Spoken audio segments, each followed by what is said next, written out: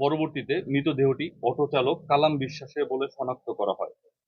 Victim কালাম বিশ্বাস টাঙ্গাইল জেলার নাগরপুর থানাধীন ধুবুরিয়া এলাকার বাসিন্দা।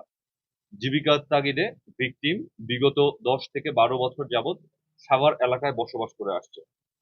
উক্ত ঘটনার পরিপ্রেক্ষিতে ভিকটিমের স্ত্রী বাদী হয়ে ধামরাই থানায় অজ্ঞাতনামা আসামি করে একটি হত্যা মামলা দায়ের করেন।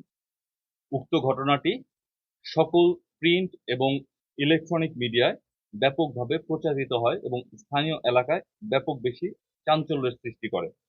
এরই ধারাবাহিকতায় র‍্যাব 4 এর একটি আভিযানিক দল ঘটনার ছায়া তদন্ত শুরু করে, যার ফলশ্রুতিতে গত 12 জুন 2024 তারিখ রাতে ঢাকা জেলার সাভার, ধামরাই এবং মানিকগঞ্জ সদর এলাকায় অভিযান পরিচালনা করে ধামরাই এলাকার চাঞ্চল্যকর ক্লুলেস অটোরিকশা চালক কালাম বিশ্বাস হত্যাকাণ্ডের মূল হোতা ও অটোরিকশা ছিনতাইকারী চক্রের অন্যতম নেতা বিচ্ছু শান্ত সহ 4 জন সদস্যকে গ্রেপ্তার করা হয়।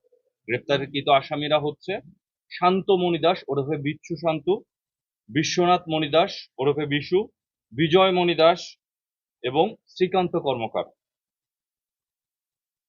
গ্রেপ্তারকৃত আসামিদেরকে প্রাথমিক জিজ্ঞাসাবাদ এবং ঘটনার বিবরণে জানা যায় যে গত 8 জুন 2024 তারিখ দুপুরে গ্রেপ্তারকৃত আসামি শান্ত বাইক কেনার উদ্দেশ্যে বাসা থেকে বের হয়, কিন্তু তার কাছে যে টাকার পরিমাণ ছিল তার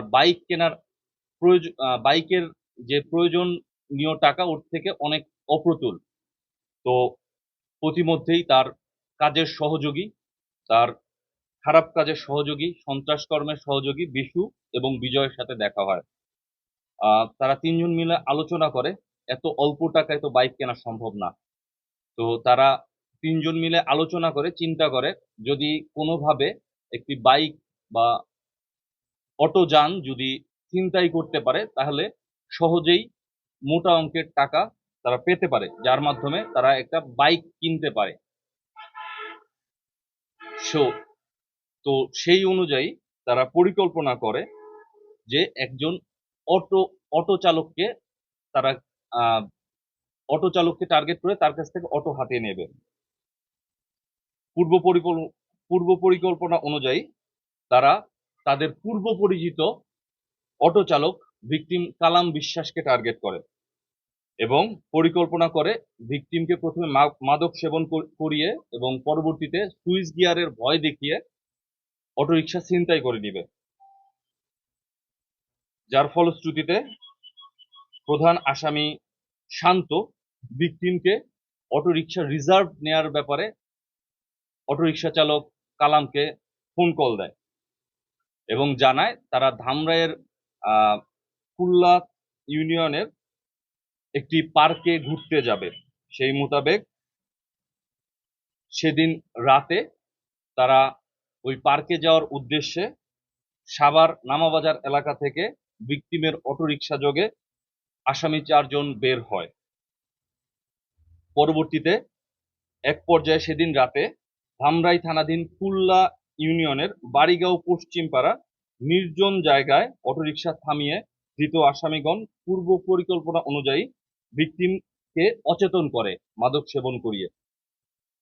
পরবর্তীতে আসামি অচেতন হয়ে পড়লে তাদের সঙ্গে থাকা সুইচ গিয়ার দিয়ে ভিকটিমকে উপর্যুপরি ছুরিকাঘাত করে তার মৃত্যু নিশ্চিত করে এবং মৃতদেহটি যাতে কেউ না দেখতে পায় সেই জন্য ধৃত আসামি বিজয় খড় দিয়ে মৃতদেহটি ঢেকে দেয় এবং ধৃত আসামি বিশু ভিকটিমের অটোরিকশাটি চালিয়ে অন্য সহযোগীদেরকে নিয়ে ঘটনাস্থল থেকে দ্রুত পালিয়ে যায় এবং গ্রেপ্তারকৃত আসামি শ্রীকান্তের সহযোগিতায় ছিনতাইকৃত অটোরিকশাটি গোপন করে।